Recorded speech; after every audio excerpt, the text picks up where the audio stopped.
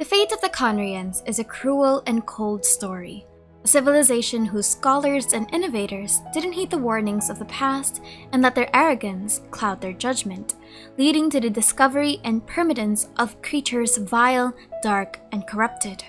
Today, the remnants of that disaster plague Tevat's history, and as the Archon quest goes on, we learn more and more how the people of Conria slowly became the members of the Abyss Order. However, one question that plagues Genshin's story is what about their fate, when all is said and done? Will Lumine succeed, or will the fight against the gods and the battle for Conria's people be doomed from the very beginning? To delve into history, Conria is an ancient civilization that fell after an event known as the Cataclysm. Brought about by the alchemist known as Gold, Conria was however overtaken by a shadowy army of the very monsters she created. This corruption spread throughout Tevat, reaching across the 7 nations as it brought about havoc, death, and destruction, causing the demise of several gods in the process. As retaliation, Celestia threw down the final nail in the coffin for Conria, sealing their fate forever as their land was cursed with divine judgment. The pure-blooded Conrians were given the curse of immortality. However, those who were from the land of the gods were instead transformed into monsters. Some even eroded into shadowy husks, fully losing themselves to the corruption. However, many still roam to this day within the Abyssal Realm as an organization known as the Abyss Order. The Order is guided by the royalty of Conria, namely Clothar Alberic and the Princess or Prince of Conria. How the Abyss Order finally came to be isn't completely known yet, but it's speculated that these Conrians harnessed or weaponized the ancient power of something known as the Sinner, and they utilized that to enhance their existing abilities with Void Realm magic. However, my question of the Conrians' fate began with the metaphor of the Intivat. The Intivat is the national flower of Conria, and is the flower that is worn by Lumine. The Intivat is a flower that blooms only in Conria. It would only last 2 weeks before wilting. But if you were to pluck one out and take it out of Conria, the petals would stop growing and turn hard. Only when it finally returned to its home soil would the petals grow soft once more, and finally turn to dust. Almost similar to the fate of the Conrians, cursed to live forever outside of their homeland, desperate to return. So when I first saw this line and the implications of the Archon quest it came from, I got to thinking, what even is the end goal of the Abyss Order?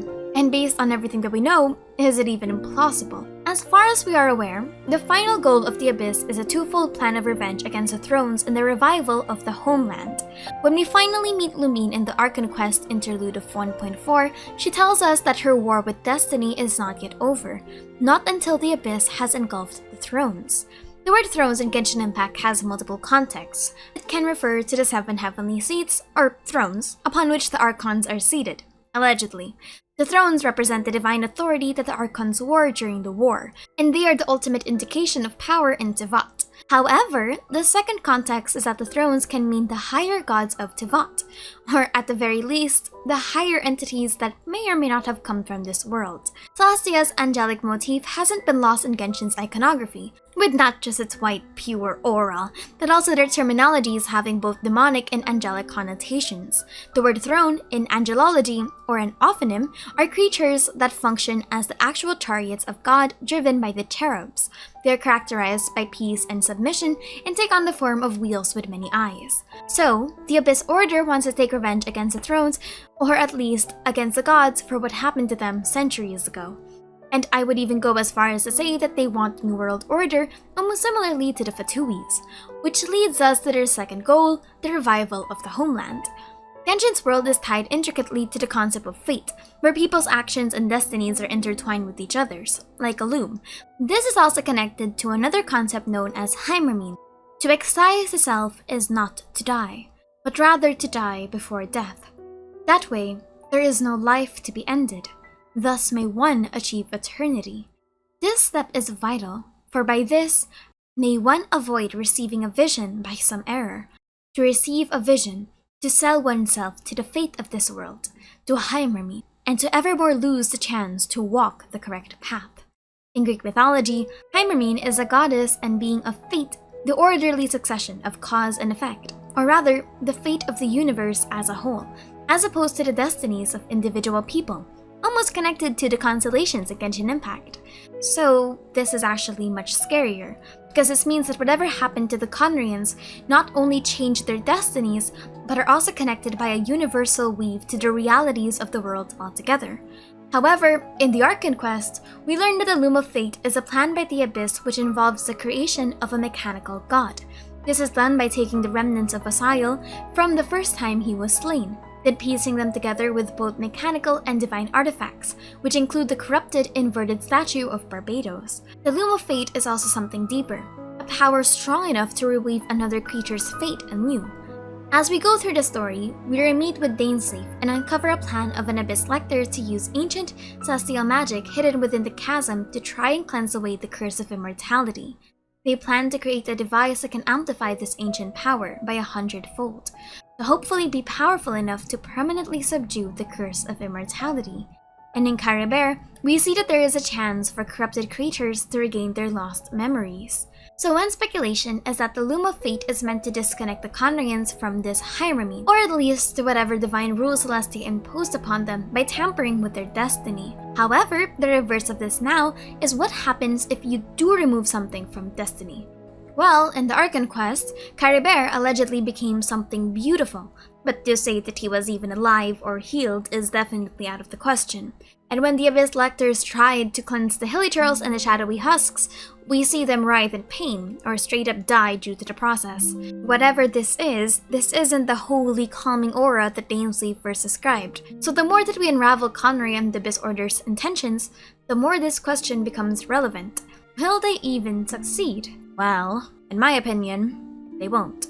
The biggest hindrance that the Conrians face is the near impossibility of returning to their original forms. The curse of immortality and the monsterification of the citizens was a celestial decree. So sure, we've seen the slightest possibility of cleansing the curse of immortality. However, the reality of it all is that whatever power will be used to reverse a divine decree needs to be a power that is equally as strong, if not stronger, and what that can do to a human body is beyond me. Dainsleif is also apprehensive about removing the curse, stating that when a god inflicts a curse upon a person, it rewrites their entire being. He says that he has lived with this curse for 500 years, and that he's been fully conscious the entire time. It was a way of branding them at the level of the fate of the world itself. When a god applies a curse, it takes effect at a higher level of reality than the person themselves. And suppressing the corrosive effect of the curse may be possible for a time. Cleansing it entirely is tantamount to burning away an integral part of your body.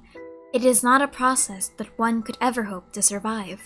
It's almost similar to removing a defective organ. Even if it is a quote-unquote negative part of you, a defective organ being removed is still a risk in and of itself.